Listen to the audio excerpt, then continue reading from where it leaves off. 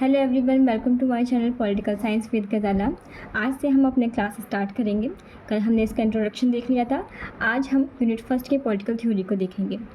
इसमें टॉपिक क्या रहेंगे? इसमें टॉपिक रहेंगे हमारी meaning, nature and scope of political science. इसमें हम क्या क्या पढ़ेंगे? इसमें हम इसकी मीनिंग को समझेंगे, जो कि हम पीछे देख चुके हैं, सारी वही है। सबसे पहले हम अपना शुरू करते हैं meaning of political science. Political science is the systematic study of the state, government, power, authority and political institutions। पहले हम इस लाइन को समझ लेते हैं। पॉलिटिकल साइंस क्या है? पॉलिटिकल साइंस का सिंपल अगर अर्थ देखें, सबसे पहले कुछ क्वेश्चंस दिमाग में आते हैं, जैसे कि देश कैसे चलता है, सरकार कैसे बनती है, कानून कौन बनाता है और शक्ति किसके पास होती है। ये कुछ जो सवाल हैं, इन सवालों के जवाब हमें जिस सब्जेक्ट में मिलते हैं वही पॉलिटिकल साइंस है। सबसे पहला पॉइंट देखेंगे हम इसमें स्टेट। राज्य क्या है? राज्य का मतलब केवल सरकार नहीं है। राज्य की 4 आवश्यक तत्व होते हैं, जैसे कि पॉपुलेशन, टेरिटरी यानी कि निश्चित क्षेत्र, गवर्नमेंट एंड सॉवरेनिटी। गवर्नमेंट मतलब सरकार और सॉवरेनिटी मतलब संप्रभुता। जैसे एग्जाम्पल में देखेंगे, भारत एक राज्य है। जब अंग्रेज़ थे तब भारत क्या था? भारत के पास पॉपुलेशन भी थी, निश्चित क्षेत्र भी था, ठीक है, और सरकार भी थी, लेकिन वो सॉवरेनिटी नहीं थी उसके पास। वो खुद अपने निर्णय नहीं ले सकता था, बल्कि क्या करते थे, जो ब्रिटिशर्स थे वो इंडिया के सारे के रूल्स जो हैं वो चलाते थे।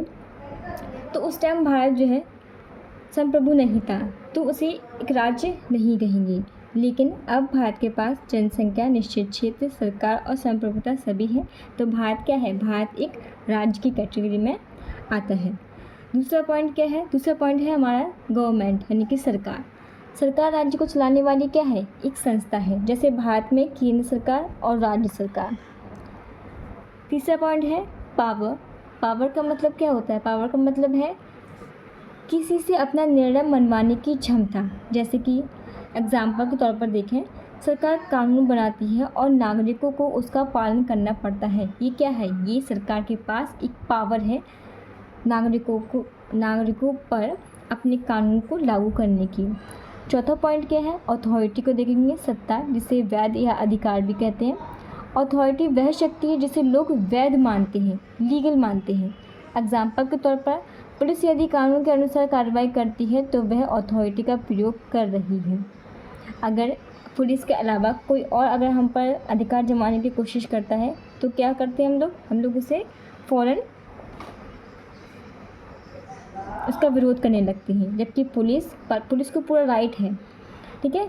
तो अगर पुलिस के पास ये अधिकार है तो पुलिस क्या करती है? कानून के अनुसार कार्रवाई करती है और हम लोग फिर कुछ नहीं कहते हैं। पांचवा पॉइंट क्या है? पॉलिटिकल इंस्टीट्यूशंस, राजनीतिक संस्थाएं। वे संस्थाएं जो देश को चलाने में मदद करती हैं, जैसे parliament, judiciary, executive, election commission. ये सभी क्या है? ये संस्थाओं में आते हैं।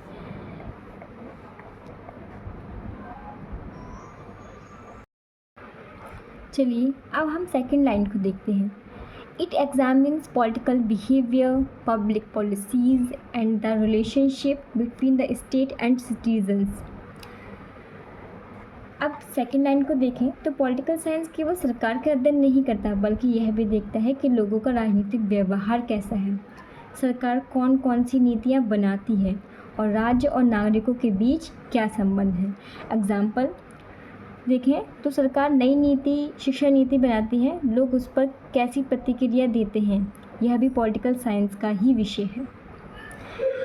लास्ट में देखें तो इसलिए हम कह सकते हैं कि पॉलिटिकल साइंस, ये पहली लाइन और सेकंड लाइन को पढ़ने के बाद हम अगर देखें तो एक निष्कर्ष निकालें तो ये कह सकते हैं कि पॉलिटिकल साइंस पॉलिटिकल साइंस केवल राजनीति का ही अध्ययन नहीं करता है, बल्कि यह राज्य, सरकार, शक्ति, सत्ता, राजनीतिक संस्थाओं और राज्य नागरिकों के बीच का वैज्ञानिक अध्ययन है। अब तक हमने पॉलिटिकल साइंस के अर्थ को समझा। अब देखते हैं कि महान विद्वानों ने पॉलिटिकल साइंस को कैसे परिभाषित किया है। जैसे कि नंबर 1 पर है अरिस्टोटल। अरिस्टोटल पॉलिटिकल साइंस को क्या कहते हैं? मास्टर साइंस कहते हैं। Political science is the master science.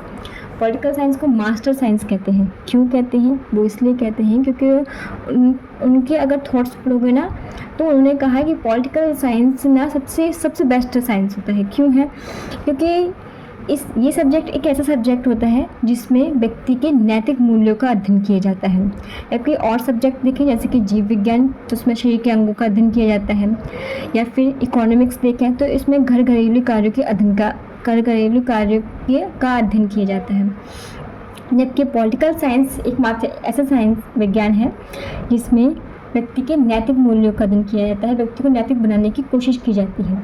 किसके थ्रू? सरकार के थ्रू। सरकार कैसे करती है? सरकार नागरिकों को शिक्षा, स्वास्थ्य, अर्थव्यवस्था, सुरक्षा और कानून जैसे सभी क्षेत्रों के बारे में निर्णय लेती है, इसीलिए बाकी विषयों पर भी इसका प्रभाव पड़ता है। अगर एग्जाम्पल देखें तो अगर सरकार नई शिक्षा नीति लाती है तो स्कूल, कॉलेज और विद्यार्थियों पर इसका असर पड़ता है, इसलिए अरिस्टोटल ने इसे मास्टर साइंस कहा था। अब हम देखेंगे गार्नर को। गार्नर क्या बोल रहे हैं? गार्नर बोल रहे हैं political science begins and ends with the state. ये कह रहे हैं कि पॉलिटिकल साइंस जो है राज्य के साथ ही शुरू होता है और राज्य के साथ ही ख़त्म होता है। इसका मतलब क्या है? इसका मतलब ये है कि पॉलिटिकल साइंस में जो भी पढ़ेंगे हम वो सरकार, संविधान, अधिकार, चुनाव, इन सभी का संबंध राज्य से ही होगा। यानी राज्य के अंदर होने वाली जितनी भी गतिविधियां हैं वो सरकार के इर्द गिर्द ही घूमेंगी। अब हम देखेंगे पॉल जेनेट को। पॉल जेनेट क्या कहते हैं? Political science is that part of social science which treats the foundations of the state and the principles of government. Paul Janet कहते हैं कि पॉलिटिकल साइंस सोशल साइंस का वह भाग है जो राज्य की नींव और सरकार के सिद्धांतों का अध्ययन करता है। एग्जाम्पल, जैसे किसी घर को समझने के लिए उसकी नींव देखी जाती है, वैसे ही किसी देश को समझने के लिए उसके राज्य और सरकार को समझना ज़रूरी होता है। अब आप सोच रहे होंगे कि मैम ने डेफिनेशन समझा तो दी है, लेकिन इसे याद कैसे रखें? तो इसकी सिंपल सा ट्रिक है। अरिस्टोटल ने पॉलिटिकल साइंस को क्या कहा है? एक मास्टर साइंस कहा है। क्यों कहा है ये मैं आपको बता चुकी हूँ। गार्नर ने ये कहा है कि राज्य के आसपास ही सब कुछ घूमता है। ठीक है, राज्य इम्पोर्टेंट बताया इन्होंने। जबकि पॉल जेनेट ने क्या कहा है? पॉल जेनेट ने स्टेट को और सरकार को एक नींव बताई है। ठीक है, याद रहेगा ना। चलते हैं नेक्स्ट स्लाइड पर। अब हम देखेंगे nature of political science. Political science के नेचर के बारे में जानेंगे। इसमें सबसे पहले हम देखेंगे ए सोशल साइंस को। सामाजिक विज्ञान, ये क्या है? एक सामाजिक विज्ञान है। आसान लैंग्वेज में कहें तो पॉलिटिकल साइंस इंसानों और समाज दोनों का अध्ययन करता है, इसीलिए यह सोशल साइंस है। एग्जाम्पल, जैसे सोशलॉजी समाज का अध्ययन करती है और इकोनॉमिक्स अर्थव्यवस्था का, वैसे ही पॉलिटिकल साइंस सरकार और राज्य और राजनीति का अध्ययन करती है। सेकेंड पर चलेंगे कि ये साइंटिफिक भी है और नॉर्मेटिव भी है। मतलब साइंटिफिक का मतलब होता है वैज्ञानिक और नॉर्मेटिव का मतलब होता है आदर्शवादी, इनका मतलब होना चाहिए वाला। जैसे साइंटिफिक कैसे? तो पॉलिटिकल साइंस तथ्य को देखता है, आंकड़ों को देखता है और शोध का अध्ययन करता है। जबकि नॉर्मेटिव कैसे? नॉर्मेटिव ऐसे कि यह बताता है कि सरकार कैसी होनी चाहिए, न्याय कैसा होना चाहिए और आदर्श राज्य कैसा होना चाहिए। एग्जाम्पल, अच्छा आपके दिमाग में ये आ रहा होगा कि वैज्ञानिक कैसे हो सकता है? आदर्शवादी तो मान सकते हैं, लेकिन वैज्ञानिक कैसे हो सकता है? तो वैज्ञानिक ऐसे हो सकता है जैसे कि चुनाव के आंकड़े देखते हैं तो वो उस टाइम साइंटिफिक होता है, और अगर हम कहेंगे कि चुनाव एकदम निष्पक्ष होना चाहिए, ठीक है, तो क्या होगा? वो नॉर्मेटिव, क्योंकि यहाँ पर क्या हो गया? चाहिए आ गया, तो ये क्या है? नॉर्मेटिव हो गया। तो पॉलिटिकल साइंस जो है वो साइंटिफिक और नॉर्मेटिव दोनों ही है। आगे चलते हैं। ये डायनेमिक और इवॉल्विंग दोनों है। डायनेमिक इवॉल्विंग का मतलब होता है बदलता रहने वाला, ये स्थिर नहीं है। ठीक है, पॉलिटिकल साइंस कोई एक स्थिर विषय नहीं है, बल्कि समय के साथ इसमें नए विचार और नई नीतियाँ जो है वो जुड़ती रहती हैं। जैसे पहले राजतंत्र था, फिर लोकतंत्र आया और आज डिजिटल गवर्नेंस देखते हैं और एआई जैसी नई चीज़ें भी पॉलिटिकल साइंस का हिस्सा बन रही हैं। तो ये डायनेमिक और इवॉल्विंग होता रहता है। चौथे पॉइंट पर चलते हैं। ये एक इंटरडिसिप्लिनरी अप्रोच देखने को मिलती है इसमें, दूसरे विषयों से जुड़ा हुआ। इंटरडिसिप्लिनरी का मतलब क्या होता है? दूसरे विषयों से जुड़ा हुआ। जैसे पॉलिटिकल साइंस केवल अकेला विषय नहीं है, इसका संबंध कई अन्य विषयों से भी देखने को मिलता है। जैसे इकोनॉमिक्स है, इकोनॉमिक्स से कैसे जुड़ा हुआ है? जैसे कि हर साल फरवरी में क्या आता है? बजट आता है, तो ये इकोनॉमिक्स से रिलेटेड हो गया। हिस्ट्री से भी जुड़ा हुआ है। हिस्ट्री से कैसे जुड़ा हुआ है? हिस्ट्री से ऐसे जुड़ा हुआ है, संविधान का इतिहास देखते हैं हम, ठीक है। संविधान के इतिहास क्या, हम संविधान सभा के बारे में देखते हैं कि संविधान कैसे बना, किस तरीके से बना, कौन कौन सी समितियाँ थी, किस किस जो पॉलिटिकल पार्टीज़ थी उन्होंने रोल प्ले किया, कौन कौन से जो नेता थे उन्होंने इम्पोर्टेंट रोल प्ले किया। और संविधान का नाम जब आता है हमारे दिमाग में, सबसे पहले भीमराव अम्बेडकर का नाम आता है, जिसे फादर ऑफ द कॉन्स्टिट्यूशन भी कहा जाता है। तो ये हिस्ट्री से भी जुड़ा हुआ है। सोशोलॉजी से भी जुड़ा हुआ है। क्यों? क्योंकि इसमें समाज और राजनीति दोनों को ही अध्ययन किया जाता है। और लॉ से भी जुड़ा हुआ है, क्योंकि इसमें संविधान और कानून का भी अध्ययन किया जाता है। इसीलिए ये है कैसा सब्जेक्ट है? यह एक इंटरडिसिप्लिनरी सब्जेक्ट भी कह सकते हैं। चलते हैं आगे पर। ये थ्योरी और प्रैक्टिकल ओरिएंटेड है। थ्योरी और प्रैक्टिकल ओरिएंटेड कैसे? पॉलिटिकल साइंस में सिर्फ किताबों की बातें नहीं पढ़ते, बल्कि यह भी देखते हैं कि वे वास्तविक जीवन में कैसे लागू होती हैं। कैसे? हम संविधान में फंडामेंटल राइट्स पढ़ते हैं, थ्योरी, और अदालतें इन अधिकारों की रक्षा कैसे करती हैं, ये क्या है? एक प्रैक्टिस है। फंडामेंटल राइट्स हमारे संविधान में भाग 3 में 12 से लेकर 35 तक फंडामेंटल राइट्स के बारे में दिए गए हैं। ये क्या हो गई? ये एक थ्योरी हो गई कि हमने किताब में पढ़ ली। प्रैक्टिकल रूप क्या है? आर्टिकल 32, इसे मिनी कॉन्स्टिट्यूशन भी कहा था। किसने? भीमराव अम्बेडकर ने। क्योंकि ये जो फंडामेंटल जो राइट्स हैं वो लागू किए जाएंगे और अदालत को ये सुनना ही पड़ेगा। लागू कराने का काम, रक्षा करने का काम फंडामेंटल राइट्स का, ये आर्टिकल 32 में कहा गया है। तो ये क्या होगा? एक प्रैक्टिस भी दी गई है, प्रैक्टिस भी हो गई। चलते हैं आगे के टॉपिक पर। अब तक हमने जाना कि पॉलिटिकल साइंस क्या है। अब सवाल है इस विषय में क्या क्या पढ़ना होता है। इसी को पॉलिटिकल साइंस का स्कोप कहते हैं। इसमें हमें क्या पढ़ना होता है? इसमें हम राज्य को पढ़ना होता है। राज्य क्या होता है ये तो हम देख ही चुके, ठीक है। उसमें सरकार को पढ़ना होता है, सरकार का अध्ययन करते हैं, सरकार कैसे बनती है, इसके अंग कौन से होते हैं, इसके बारे में हम पढ़ते हैं। जैसे कि एग्जाम्पल में भारत में संसद है, प्रधानमंत्री है, न्यायपालिका है, इन सभी के बारे में पढ़ते हैं। ये सभी क्षेत्र हैं। पॉलिटिकल थ्योरी के बारे में पढ़ते हैं। पॉलिटिकल थ्योरी जैसे कि बड़े बड़े जो विचारक थे ना, उन्होंने थ्योरीज दी हैं, जैसे कि प्लेटो, अरस्तु, हॉब्स, लॉक, रूसो, इन सभी ने न्याय का, स्वतंत्रता का, समानता का, इन सभी के बारे में थ्योरीज दी हैं, जो कि हम आगे पढ़ेंगे, उनकी यूनिट में पढ़ेंगे। फिर स्कोप में कौन सा क्षेत्र है? फिर पॉलिटिकल इंस्टीट्यूशंस आते हैं, यानी कि राजनीतिक संस्थाएँ।